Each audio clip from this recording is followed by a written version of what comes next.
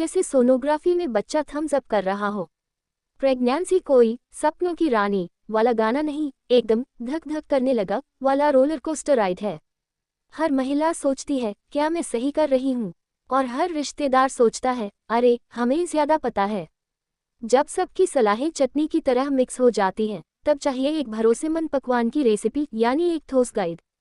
और यही गाइड है डॉक्टर मिरियम स्टोपार्ड की new pregnancy and berth book, मतलब एक ऐसी किताब जो मम्मी बनने की पूरी कहानी बताए बिना इंटरवल के।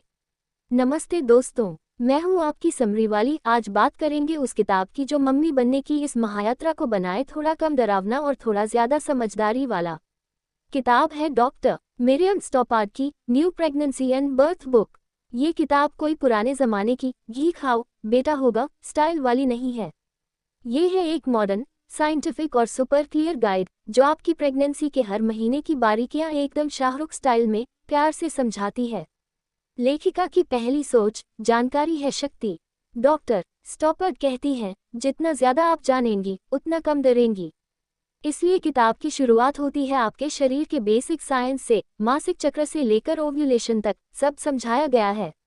यहाँ तक कि ये भी बताया गया है कि कब और कैसे गर्भ ठहरने की संभावना सबसे ज्यादा होती है। भाई, ये तो वैसा ही है जैसे धोनी को पता होता था कि आखिरी बॉल पर कहाँ मारनी है। लेखिका की दूसरी सोच, पहली तिमाही जब पेट में तितलियां नहीं हार्मोन उछलते हैं। प्रेगनेंसी की पहली तिमाही में उल्टियां, मूड स्विंग और मैं तो थक गई वाले डायलॉग सबसे ज्यादा आते हैं। इस वक्त महिला के अंदर न सिर्फ एक बच्चा पल रहा होता है, बल्कि दिमाग में क्या सब ठीक होगा की आवाज लगातार चल रही होती है।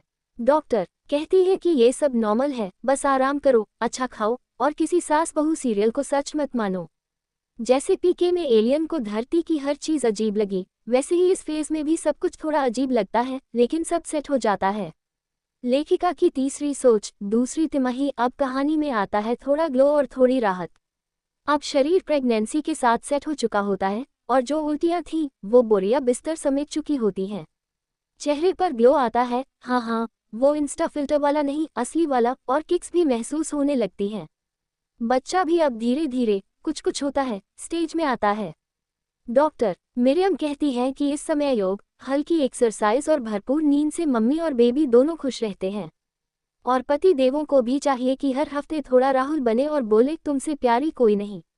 लेखिका की चौथी सोच, तीसरी तिमाही। वजन भी बढ़ता है और सब्र भी।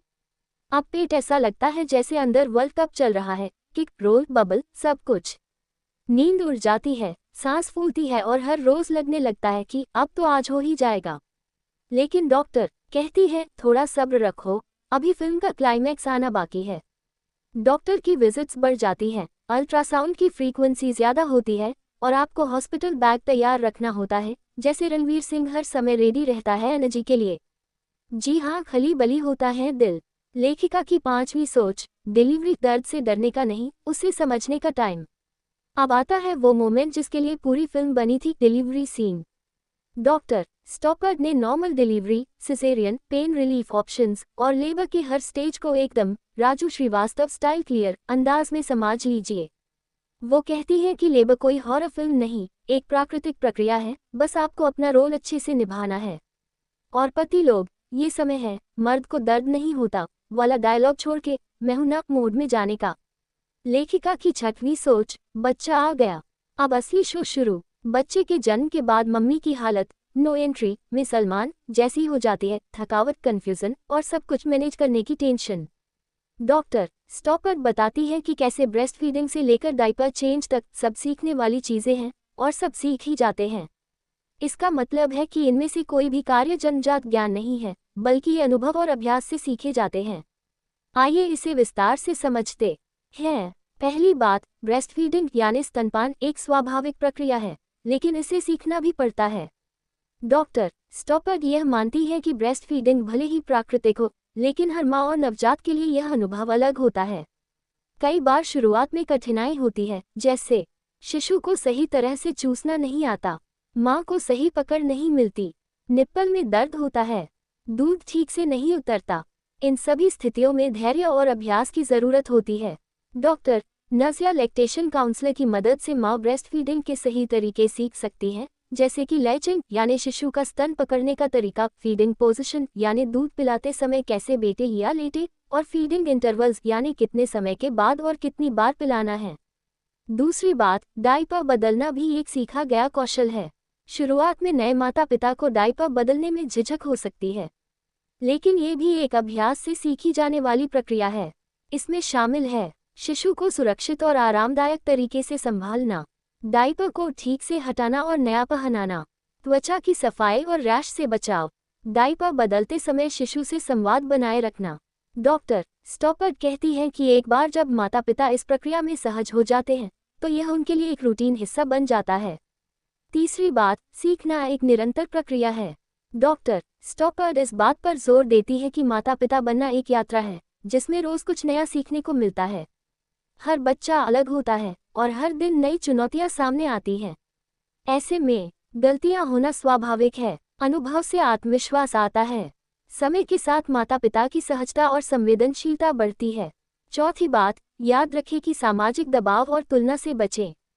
कई बार माता पिता दूसरों से अपनी तुलना करने लगते हैं, जैसे फलां के बच्चे ने तो जल्दी बोलना शुरू कर दिया, या वो माँ तो हर काम परफेक्ट करती है।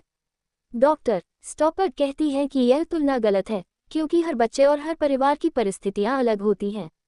सबसे महत्वपूर्ण है अपने अनुभव पर भरोसा करना, सकारात्मक दृष्टिकोण रखना, मदद मांगने में हिचक महसूस न करना। लेखिका की 7वीं सोच, पापा लोग भी पढ़े और समझे। किताब ये भी बताती है कि प्रेगनेंसी सिर्फ औरत की जर्नी नहीं है, इसमें पति का रोल भी एकदम कैप्टन कूल जैसा होता है। मूड स्विंग में साथ देना, मेडिकल चेकअप में साथ जाना और डिलीवरी के समय स्ट्रॉन्ग बनना, ये सब कोई साइड रोल नहीं, ये लीड रोल है। डॉक्टर मरियम कहती है,